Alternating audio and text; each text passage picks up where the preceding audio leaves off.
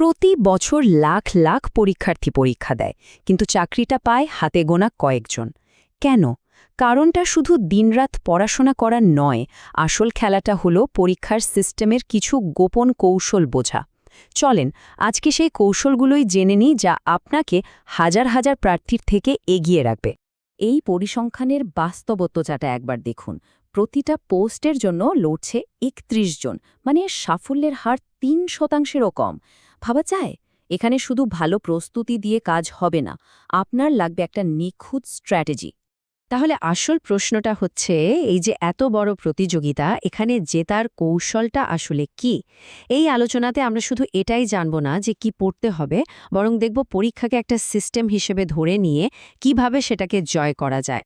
আচ্ছা, তাহলে চলেন একদম গভীরে যাওয়া যাক। প্রথম আর সবচেয়ে জরুরি কাজটাই হলো পরীক্ষাকে শুধু একটা জ্ঞানের টেস্ট হিসেবে না দেখা। এটাকে দেখতে হবে একটা ফিল্টারিং সিস্টেম হিসেবে, যার ভেতরে কিন্তু কিছু চালাকি বা ফাঁদ পাতা আছে।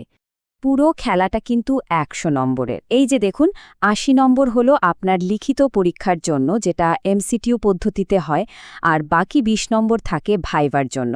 সোজা কথা, লিখিত পরীক্ষায় যদি ভালো করতে না পারেন, তাহলে ভাইবার ডাকি তো আসবে না। আর এখানেই আসল ফাঁদটা পাতা, নেগেটিভ মার্কিং। প্রতিটা ভুল উত্তরের জন্য আপনার 0.25 নম্বর কাটা যাবে। টেবিলটা খেয়াল করলেই বুঝবেন, ৪টা ভুল উত্তর মানেই হলো একটা সঠিক উত্তরের পুরো নম্বরটাই হাওয়া।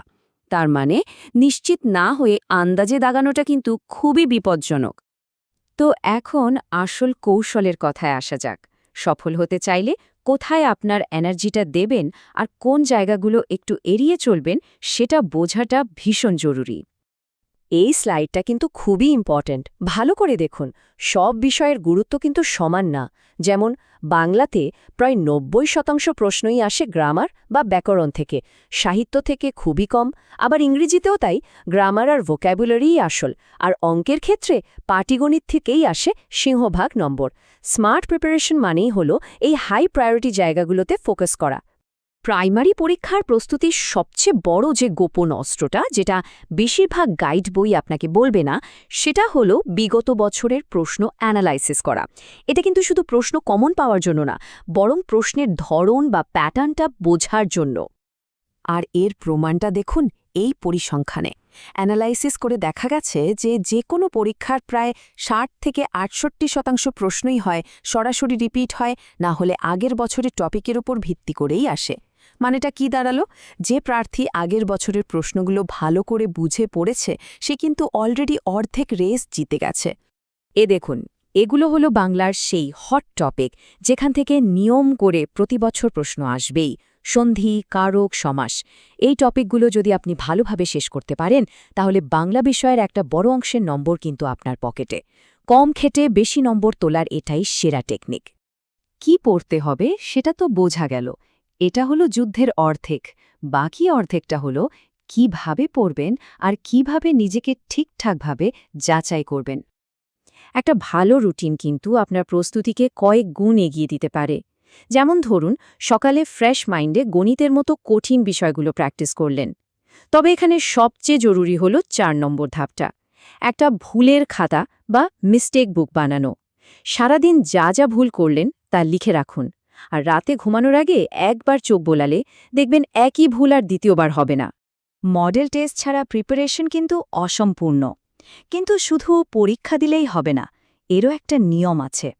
একদম পরীক্ষার হলের মতো পরিবেশ তৈরি করে ঘড়ি ধরে পরীক্ষা দিন। আর পরীক্ষা শেষে শুধু নম্বর দেখবেন না, প্রতিটা ভুল কেন হলো সেটা খুঁজে বের করুন। একটা খাতায় বা স্প্রেডশিটে নিজের স্কোর ট্র্যাক করুন। এভাবেই বোঝা যায় যে আপনার উন্নতিটা ঠিক কোন দিকে হচ্ছে। পরীক্ষার হলের ওই ১০০ মিনিট আপনি কিভাবে কাজে লাগাচ্ছেন তার উপর অনেক কিছু নির্ভর করে। একটা পরীক্ষিত কৌশল হলো গণিতটা শেষে করা, কারণ এটাতে সময় বেশি লাগে। তাই বাংলা, সাধারণ জ্ঞানের মতো বিষয়গুলো আগে শেষ করে শেষ ৩০-৪০ মিনিট হাতে রাখুন শুধু গণিতের জন্য। এতে সময় নষ্ট হওয়ার ভয় থাকে না। লিখিত পরীক্ষায় পাশ করার পর আপনাকে পার হতে হবে শেষ ধাপটা, আর সেটা হলো ২০ নম্বরের ভাইভা। এখানে কিন্তু শুধু আপনার জ্ঞান দেখা হয় না, আরও অনেক কিছুই টেস্ট করা হয়। ভাইভা আসলে আপনার পার্সোনালিটি, আপনার কনফিডেন্স আর আপনি শিক্ষক হিসেবে কতটা উপযুক্ত সেটার পরীক্ষা। এই যে স্লাইডের পয়েন্টসগুলো দেখছেন, নিজের সম্পর্কে বলা, নিজের জেলা নিয়ে জানা, কেন শিক্ষক হতে চান, এগুলো ভাইভা বোর্ডের কমন প্রশ্ন। তাই আগে থেকে এগুলো গুছিয়ে রাখলে অনেক সুবিধা হবে। শেষ পর্যন্ত আসল পার্থক্যটা কিন্তু গড়ে দেয় আপনার মাইন্ডসেট বা মানসিকতা। যারা বারবার ব্যর্থ হয় তারা পরীক্ষাকে একটা বিশাল সিলেবাস মনে করে সব পড়তে চায়, আর যারা সফল হয় তারা এটাকে একটা সিস্টেম হিসেবে দেখে আর সেই সিস্টেমের প্যাটার্নটা ধরে ফেলে, স্মার্টলি পড়াশোনা করে। তাই পরীক্ষাকে একটা বাধা হিসেবে না দেখে দেখুন একটা সিস্টেম হিসেবে। এর নিয়মকানুনগুলো বুঝুন, প্যাটার্নটা ধরুন আর নিজের কৌশল দিয়ে এটাকে জয় করুন।